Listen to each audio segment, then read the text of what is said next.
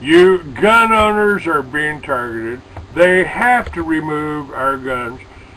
That's why the Japanese didn't invade us. That's why the Chinese, who will invade us under the UN Rapid Strike Force program, they will use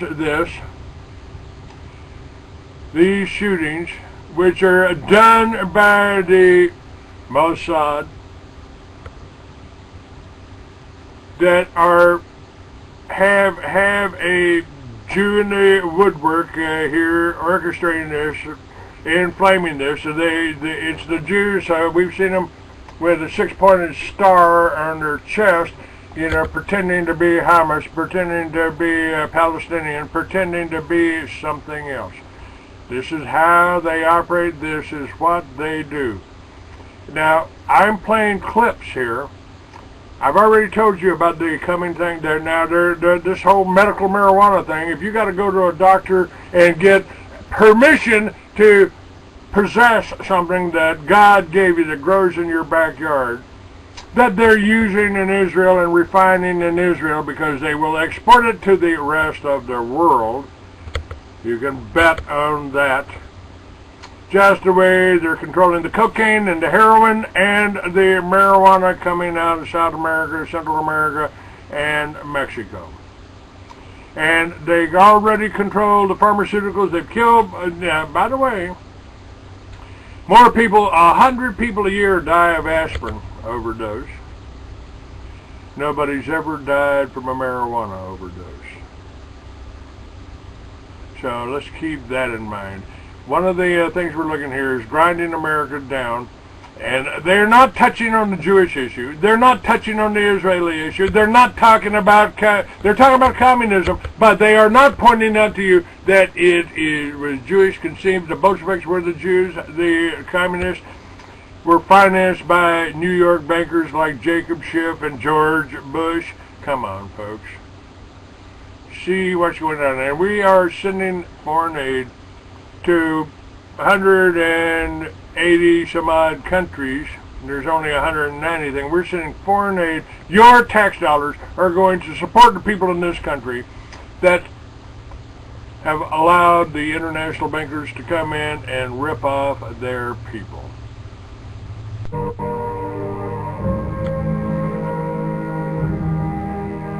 They're attacking our religion. They're attacking Christians. And they're certainly going to be coming after your guns.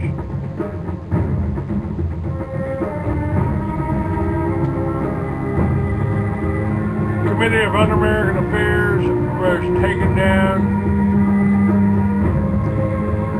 Alger Hiss helped start the United Nations. Rosenberg sold our atomic secrets to the Jews in Russia.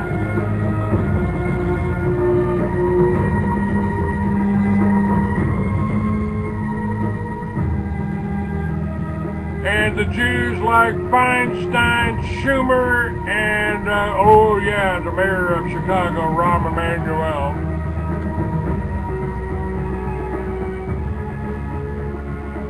are taking the aggressive stance towards taking your guns. This is the agenda here, folks. Curtis Bauer made the film. It will be linked up on my website. The agenda of grinding America down. It's a true story as far as they go. And we're going to see how far they go here in just a moment. What I've been telling you, this is echoing what I've been telling you. Begins for me back in the summer of 1992. This is Curtis Bauer speaking. I got a phone call from an older gentleman I knew who was a writer. And he asked me if I'd go attend a meeting for him at the University of California, Berkeley. He told me that the Communist Party USA had recently split over differences of how to best take America down. Some were wanting to still work toward a violent revolution, while others were wanting to focus their efforts on using public policy to subvert America from the inside. He was curious what they had to say, I mean, after all, the Berlin Wall had just come down, the Soviet Union had dissolved, and the whole world was saying communism is dead. So why were they meeting? And what were they up to? I was in graduate school at the time, and the whole idea of slipping in undercover into a communist meeting sounded pretty neat, so I decided to go. The first surprise I had was when I walked into the auditorium. I was expecting it to be filled with college radicals, but instead it was 50, 60, and 70-year-olds, including grandparents, professionally dressed with briefcases, and I realized this might be a little more serious than I thought. As the weekend unfolded, I listened carefully as they outlined their plan and agenda. They're talking about heirs here, Obama's buddy, and this is... to influence us in the direction they wanted us to go. To destroy our families, they wanted to promote cohabitation instead of marriage. They wanted to try to get children away with government programs at the earliest age possible. And they also said they'd like to get behind the feminist movement because they felt it had been very successful in making women discontent with marriage and motherhood. To destroy business, they wanted to get behind the environmental movement. And in 1992, the environmental movement was very modest, but they thought it was the only vehicle capable of creating enough regulation and red tape to discourage business growth. Agenda 21, folks. And finally, to destroy our culture of religion and morality, they said, if we can get Americans to accept homosexuality, they thought it would begin to extinguish our traditional moral values Americans held. I remember thinking at the time, this plan doesn't seem very realistic. It's not something I'll need to worry about in my lifetime. Right. It was 15 years later. I was appointed by the governor to be a state representative in the legislature. I'd only lived in my district for 2 years, so I thought it'd be a good idea if I wrote a monthly letter to the editor. Each month I wrote on a different topic.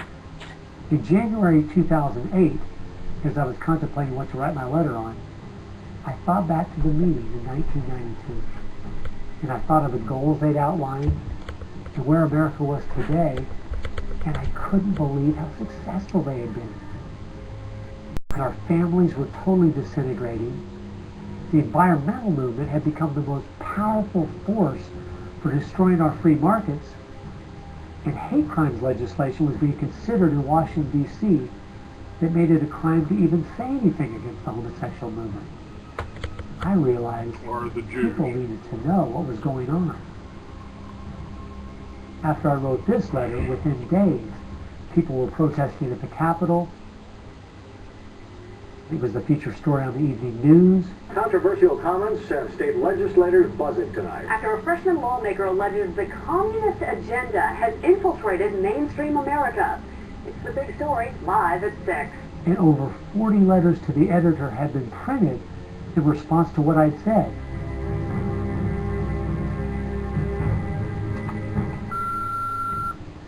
Hey, I just wanted to give you support on your newspaper article. Don't let them grind you down. Bye. I realized then I'd hit on something. One of the letters written in my defense stated that a book from 1958 had outlined a similar agenda. And this got my attention. The book was The Naked Communist by Cleon Skousen, who had been a former FBI agent. And inside the book it documented 45 current communist goals from 1958. And as I slowly read through the list, seeing how specific their agenda had been to subvert us on the inside, I couldn't believe it.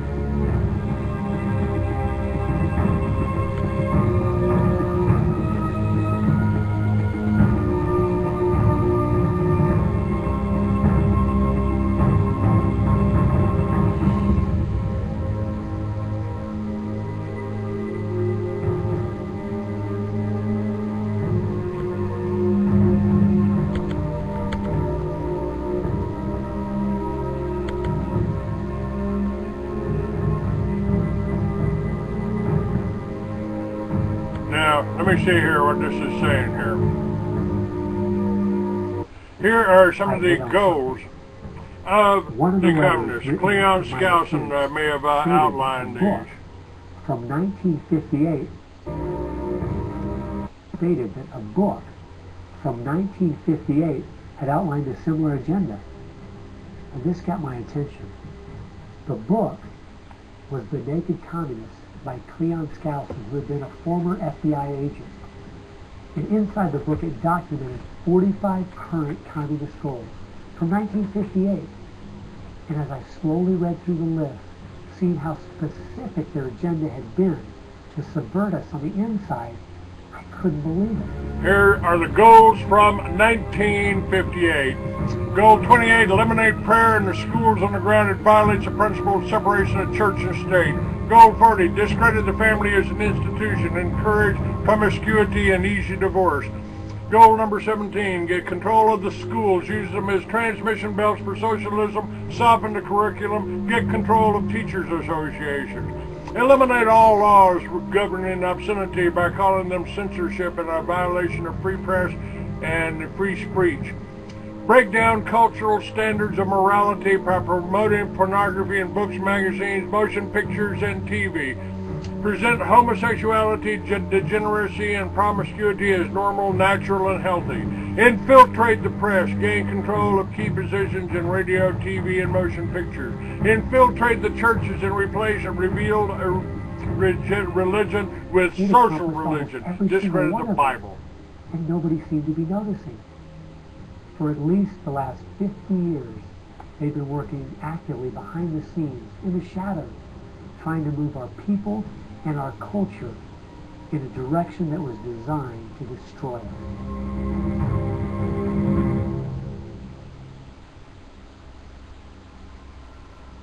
Someone needed to find out the truth of what had happened to our country. Could all of these very specific goals have been accomplished by accident? Or was there something there, under the surface, intentionally rotting away America's culture? It's called Judaism. It's called the Talmud. It's called, oh, Jesus, yeah, we killed Jesus, and I'm glad we did. We'll do it. We would do it again. This is coming from Israel, folks. I decided to go and get the facts from some of my favorite writers and speakers around the country. These are a few of the questions I asked them.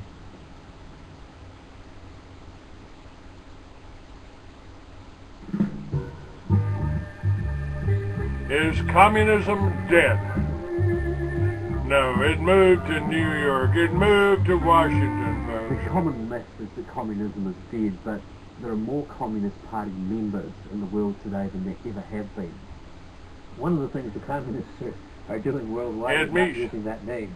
And so what we have is people with some of the same ideas masquerading in the United States under a variety of names. They're even trying to get away from the word liberal to describe them, and they're trying to call themselves progressives. If you go to the American Communist Party website, all of the programs and policies they support are progressive. So progressives are anything from a hardcore liberal to a communist to a socialist. They all call themselves progressives, and they all have broadly the same values and work together. J. Edgar Hoover's called them masters of deceit. And a good magician waves one hand in the air while he's doing his dirty work with the other hand. And while everybody's saying communism has died, they moved through much of Africa. Communism was resurgent in South Africa, into South and Central America. Right now, 6 countries in Latin America are now communistic. You have communist China, we have Cuba, North Korea, we have Vietnam. It still dominates behind the scene in Russia. It's still very strong in Eastern Europe. It's strong in the EU. It is strong in virtually every country in the world. Whittaker Chambers said, the communism succeeds because most people that promote communist causes are not communists. The useful idiots, as Lenin called them. It gives it an air of legitimacy it would never have if it was identified with communists and communism. So why has it been so easy for them to get people on the left who aren't communists to push forward their agenda. Once I looked at the political scale, it all started to make sense. On the far left, you have 100% government, and on the far right, zero government. Anarchy is no government and doesn't make sense at all. On the far left, you have socialism, communism, and Nazism, all systems that have a socialist form of government with only slight variances between them. Traditionally, Republicans were slightly to the right of center, and Democrats were slightly to the left.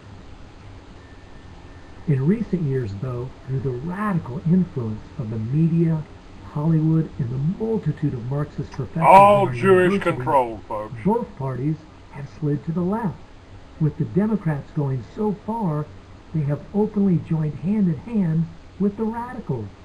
That's why they all work together. All the groups on the left now have the same goal, a socialist America. I thought we were over communism. I thought, okay, we won that battle. The Berlin Wall came down. Ronald Reagan won the day. We've got to look and see how he fought this, because we're fighting it again on American soil. Not hostilely attacking us like we feared in the Cold War. It is from within. And it has no opposition. None. And that's the frightening thing.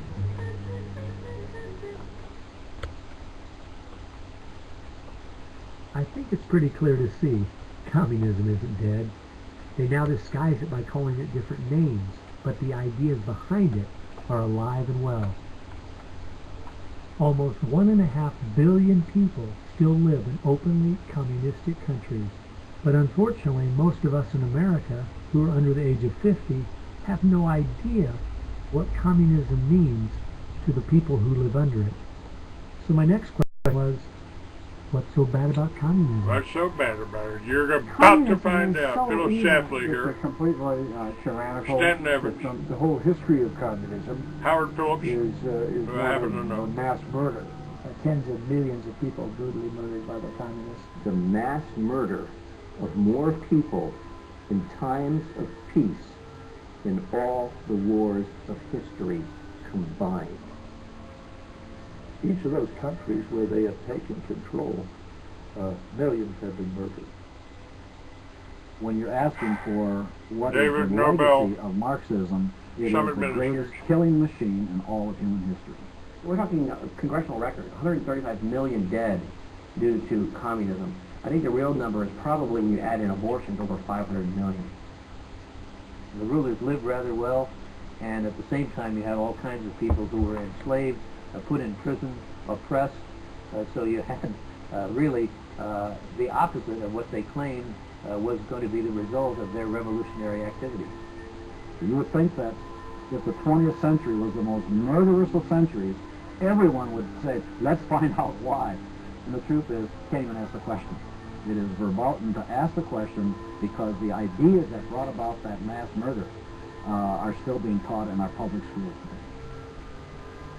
I think one of the reasons this has happened is because there's so much confusion surrounding the word communism. Yeah. Technically speaking, communism is simply the final phase and goal of socialism. And socialism is best described by two words: big government. Government controls almost everything, and they use this power to take things by force from one person and give it to another. The liberals in America sincerely believe that this isn't evil at all. It is what will finally make things fair and just. There's only one problem that pulls some of us away from this wonderful utopian vision: history. From history we see that whether it was Hitler's National Socialism or Stalin's Soviet Socialism, socialism by whatever name and in all its forms is the ultimate evil. Sooner or later, it destroys everything in its path: law, morality, family, prosperity, productivity, education, incentive, and finally life itself. The problem with socialism is that it creates the conditions for a Stalin or a Hitler to come to power. And we've got that guy in power right now, and he was financed, set up, and controlled and guided to communism. through Frank Marshall Davis, who is probably Obama's real father. It's happening right now, folks. This killing of our children is communist, Jewish in nature. They don't call it, some call it communism. As Rabbi Weiss says, we call it Judaism. That's why you can't talk about it. Now, the goal of socialism is communism, according to Vladimir Lenin. And what you're seeing here happening in America is exactly, as I've told you over and over again for the years, what you're seeing happening right now is exactly what happened in the Soviet Union. And it was written about in the Gulag Archipelago.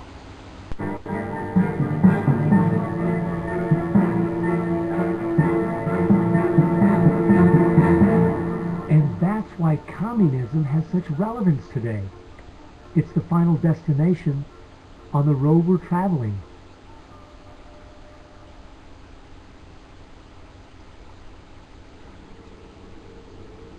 Yes. It is the road that we're on. Friedrich Nietzsche tried to convince the world that God was dead. Charles Darwin tried to prove that humans are simply part of the animal kingdom. And Karl Marx realized that the philosophies of Nietzsche and Darwin would legitimize his own philosophy of communism. He knew their ideas would justify the brutality and slaughter that would be necessary to implement communism worldwide. So who started all of this? It was in March of 1883, Karl Marx, the father of modern-day communism, died. The assumption that communism would die with him was a logical one, since only 9 people attended his funeral. In October of that same year in London, England, a group was forming called the Fabian Socialist Society. The Fabian Socialist Society, they were going to socialize the world incrementally. They call it socialism by evolution instead of Marxist socialism by revolution. It always worked in tandem with the communists. Some Fabians were also communists. There was a bit of interchange in membership. And the Fabian Socialists are slowly but surely bringing about the socialization of the world. Europe is pretty well done. They are now working in Latin America. Latin America is not just socialistic in many countries. They're all already Marxist. You have hardcore Marxism in Venezuela, in Nicaragua. El Salvador just went communistic, and of course Fidel is sitting right there laughing at this whole thing. And we haven't even figured this thing out yet. We don't even know there's a red plague coming up to meet us. We think that we're just going to watch the cartoons on Saturday morning and everything will be fine. They had a lot to do with bad stuff happening. There are 2 things I found that gave me a good idea where the Fabians were really coming from. First of all, their symbol was a wolf in sheep's clothing. And secondly, George Bernard Shaw, who was a leader in the Fabians for almost 50 years, said, quote, "I am a communist, but not a member of the Communist Party. Stalin is a first-rate Fabian. I am one of the founders of Fabianism, and as such, very friendly to Russia." Unquote. Fabians eventually beget Students for Democratic Society, which beget the Weather Underground, which beget basically the social changes that have happened in America in the last 40 years. Many of the SDS members from the 1960s still have an incredible influence on the direction our country is heading. One is the Reverend Jim Wallace, who was president of SDS when he was a student at Michigan State University. And yet today, he is the spiritual advisor to the President of the United States. They've been friends for many years. They go back to Chicago and the Chicago politics crowd. And during the Vietnam War, he was rooting for the Viet Cong to beat the United States Army. And when they did, he just couldn't believe it. He said it was one of the happiest days in his life. And another leader in the Students for a Democratic Society and founder of the Weather Underground is William Ayers, who has been a longtime friend and neighbor of President Obama. It came out in 2009 that Obama's book, Dreams from My Father, was even written by Ayers. So the influence from the Fabian Socialist Society goes right into the White House.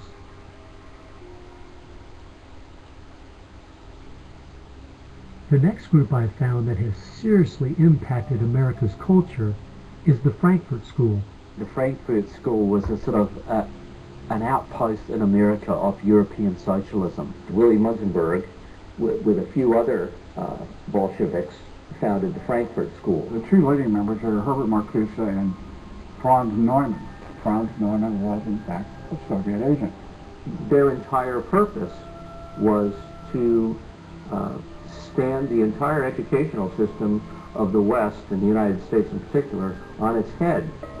Bertrand Russell, who worked with the Frankfurt School, said, "By using psychological techniques to teach the children, we will be able to produce, quote, an unshakable conviction that snow is black," unquote. They established a school here with the help of John Dewey. He helped bring these German intellectuals to America in 1933, dropped them down at Princeton, Berkeley, Brandeis, to go after education and media. Included in those goals were the teaching of homosexuality and sexuality to children, the promotion of excessive drinking, and destruction of religion in the United States. That was a big one. And they basically started the social rot. Willy Munzenberg said, "We are going to make the West so corrupt it stinks." I love spending time with my family, July 4th, baseball, and apple pie, and my mind can't even comprehend that there were groups of intellectuals back in the 1930s plotting and planning how they could make America so corrupt it stinks. There are certain lines and certain limits, and the left has always pushed it as hard as they can, as far as they can, and will protect any pornographer, any deviant, any negative cultural form they can find, basically to degrade the culture. And that goes right along with the feminism of today, which was part of the Frankfurt School's desire to destroy a patriarchal society for a matriarchal society. In other words, remove the father as the loving provider, discipliner, discipler, leader of his home, where you instill virtues and integrity and modesty. That's been broken down on purpose because they knew they could destroy the family, they could destroy a nation. And instead of having a father who leads and disciples and protects the home and provides for the family, the government steps in as a nanny state. The Frankfurt School developed the concept of cultural Marxism. Penetrate your culture, take it over, and then everything else will follow.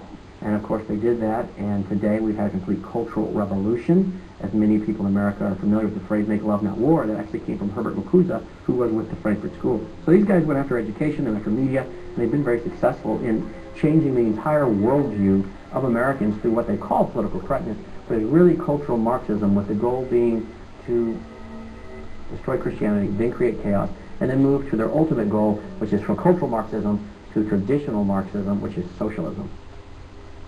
Most of the strategy to remake America from within started with Antonio Gramsci, who wrote over 2,000 pages back in the 1930s outlining how to take a Judeo-Christian culture down from the inside. The plan he suggested has been the main focus of the left ever since. Antonio Gramsci was a neo-Marxist philosopher. Antonio Gramsci was an Italian communist.